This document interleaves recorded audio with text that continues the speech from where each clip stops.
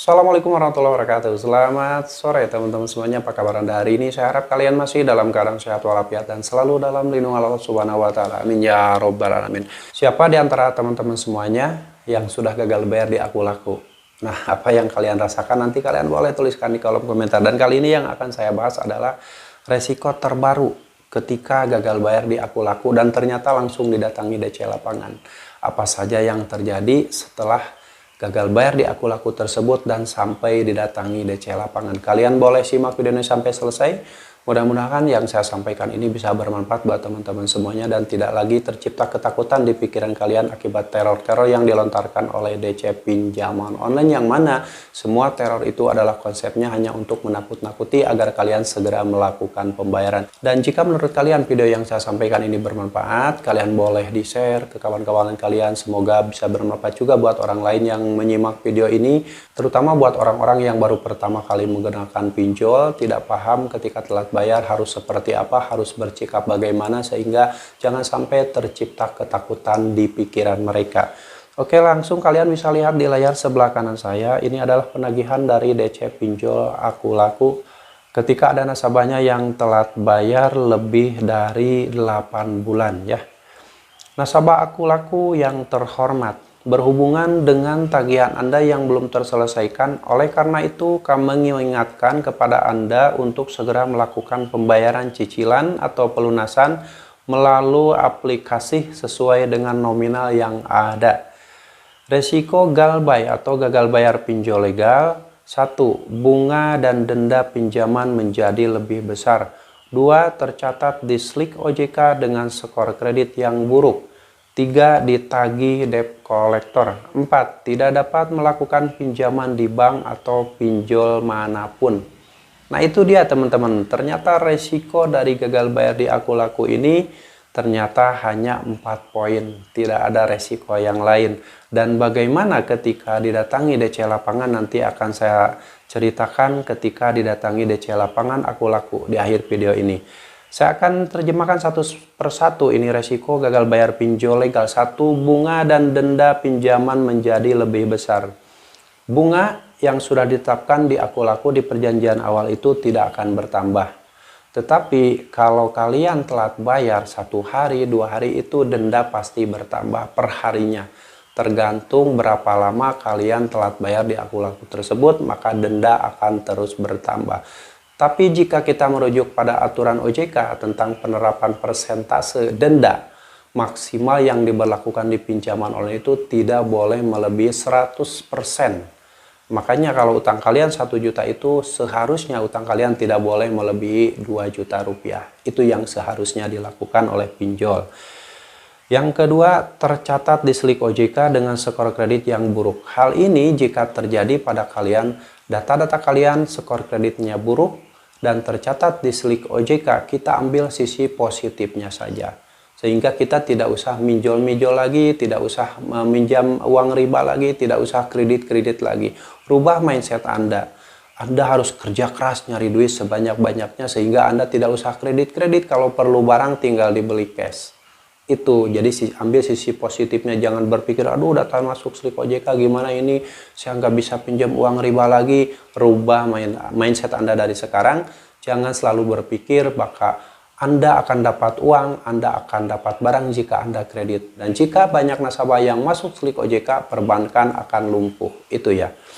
Oke, yang ketiga, ditagih oleh debt collector. Nah, ini penagihan DC pinjol atau debt collector ini pasti ada. Orang yang telat bayar 1 hari saja udah gencar-gencar ditagih. Karena yang namanya pinjol itu kan bisnis. Dia tidak mau rugi, mau 10.000, mau 20.000, pasti akan ditagih.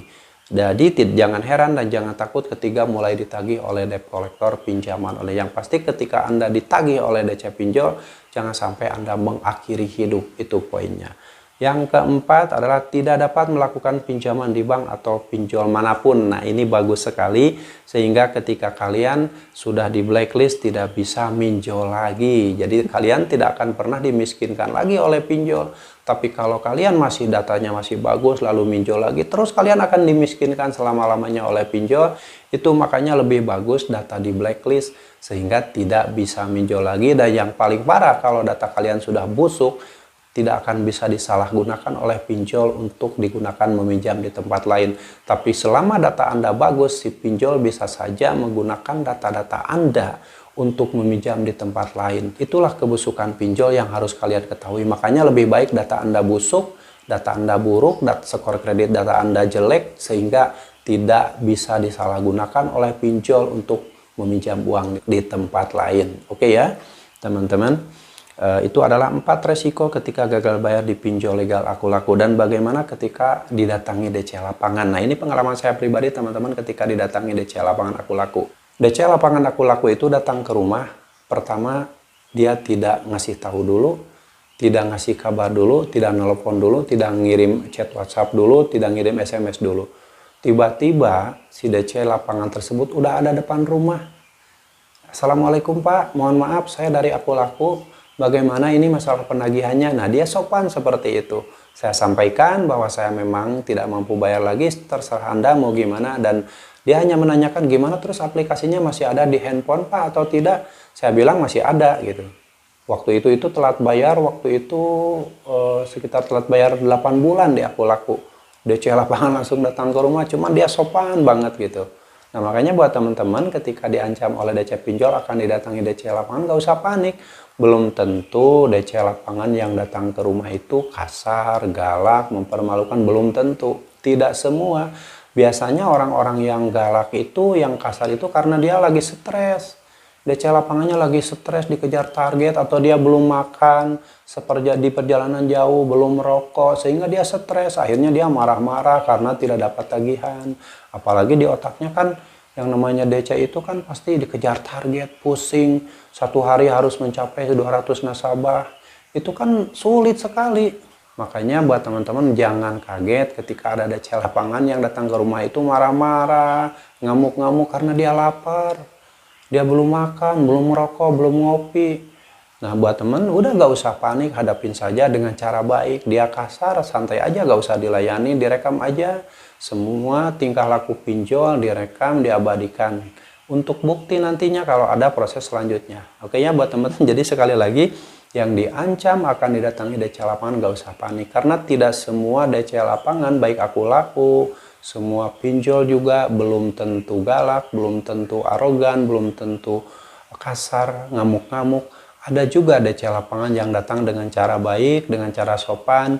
Yang pasti kalau memang kalian ada di rumah, hadapi saja. Tapi kalau kalian tidak ada di rumah ya nggak masalah. Mungkin si DC akan pulang lagi karena aturan OJK tidak boleh menagih di luar debiturnya. Jadi kalau misalkan ada DC lapangan nagih ke keluarga Anda, ke saudara Anda, ke tetangga, itu tidak boleh. Aturannya hanya boleh menagih ke debitur tersebut, dan tempat penagihannya harus berdasarkan persetujuan nasabah jika memang nasabah tersebut sedang tidak ada di alamat KTP. Oke, semoga bermanfaat buat teman-teman semuanya dan tidak usah takut lagi ketika diancam akan didatangi DC lapangan, akan diproses ke jalur hukum, data di blacklist, masuk slik OJK, denda bertambah, tidak usah panik. Yang harus kalian lakukan adalah tetap tenang, jangan memikirkan slik OJK, jangan memikirkan skor kredit bermasalah, pikirkan masa depan Anda. Pikirkan hari ini Anda bisa makan atau tidak. Pikirkan hari ini keluarga Anda bisa makan atau tidak. Jangan terus-terusan memikirkan masa depan pinjol, sementara masa depan Anda terabaikan.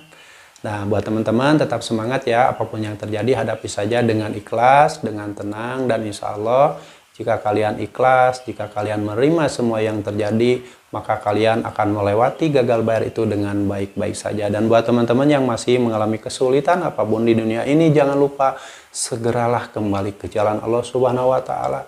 Perbanyak ibadah, perbanyak sholat, perbanyak tahajud, karena Allah menyukai orang-orang yang betul-betul ingin tobat, betul-betul ikhlas beribadah pada Allah, sehingga Allah akan memberikan segala solusi. Allah akan memberikan segala pintu rezeki pada umatnya yang mau hijrah dari riba pinjaman online. Semoga bermanfaat dan kalian harus tetap semangat perjuangkan masa depan kalian, perjuangkan masa depan keluarga kalian, dan jangan pernah lagi memperjuangkan masa depan pinjaman online. Sampai jumpa lagi di video saya selanjutnya. Wassalamualaikum warahmatullahi wabarakatuh.